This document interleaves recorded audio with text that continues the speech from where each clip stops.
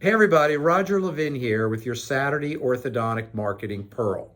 I want to start by talking about negative versus positive, because right now I'm talking to so many orthodontists. We've had a huge influx of new clients who are negative. They're negative about the news. They're negative about politics. They're negative about the pandemic. And there's a lot to be negative there. And they're negative about their practices. Our newest orthodontist has lost 1/3 of his staff. So he came to us to find new systems and new ways to keep his production up while he's hiring and to get recruiting and hiring strategies. Well, the bottom line is you still need to be positive. This is your business. It is probably your only really viable business that contributes to your income other than your investments. And we need to make it great. Now, when you're negative, you're not creative. When you're positive, you can be creative. We have met with our team, our consultants, and people outside of dentistry to come up with a list of contactless strategies to help with orthodontic referral marketing. If you can't get together, then you need contactless strategies. If you can get together, over the years, we've developed hundreds of contact-based strategies, and then you need to apply them in all 5 of the focus areas, which are number 1, patients, number 2, parents, number 3, referring doctors, number 4, social media, and number 5, the community.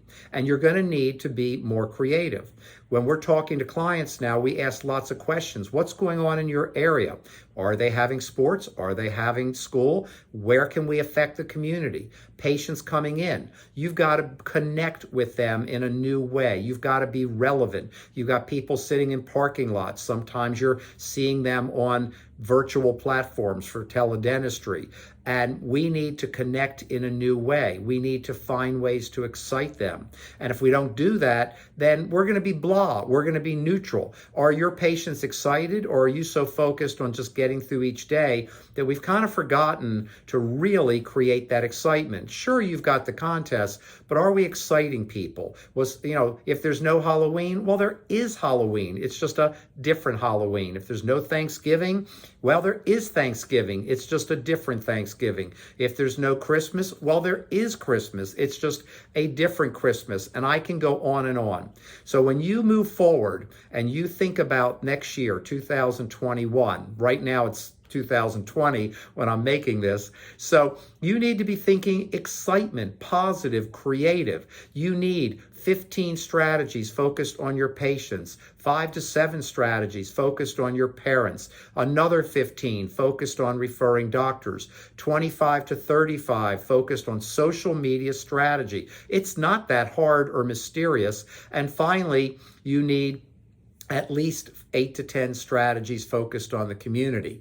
And even in a pandemic, even if we have shutdowns and maybe we hold up a little bit for 4 weeks, all of this can be done.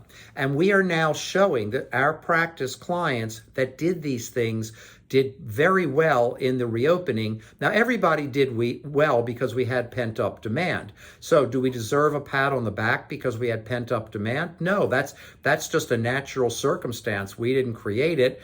We benefited from it. But the practices we worked with did even better and set many, many records in those months because they were prepared to reopen. And you need to have a full-fledged marketing program right now that includes keeping excitement and enthusiasm high for your patients, helping your referring doctors to recover. General dentists can do a lot for an orthodontic practice. What are you doing to help them? That's a great question, because if the answer is nothing, or, well, they're doing all the ortho, well, they're not doing all the ortho, number one. Many of them are referring somewhere, even if it's not to you. So why not to you? Because what are you doing to help them?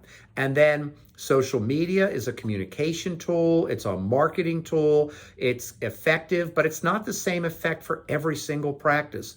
So you need to sit down with your team and come up with your strategies. Of course, you need your professional relations coordinator, that 16 to 20 hour a week person who's going to carry all of this out, because you might be balancing 50 different strategies in the 5 focus areas, and that's okay. You don't start that way. You start with a few, you build up, build up, build up. That's okay, but you need to really think about Who's going to manage these strategies? What's the annual marketing calendar look like? What are the deadlines? Are we getting it done? Because those are the orthodontic practices that are going to thrive. Not overnight, but over 4 months, 5 months, 6 months, referrals are going to start streaming in. And that's the whole game in ortho. If you get the referrals, everything else is merely operations. I mean, ask, what's the critical element of orthodontic practice success? It starts. It's having enough patients. Everything else just gets done. So focus on getting referrals in the door. That's why marketing right now is the most important business factor for every orthodontic practice. As always, I wish you orthodontic practice success and increased practice production.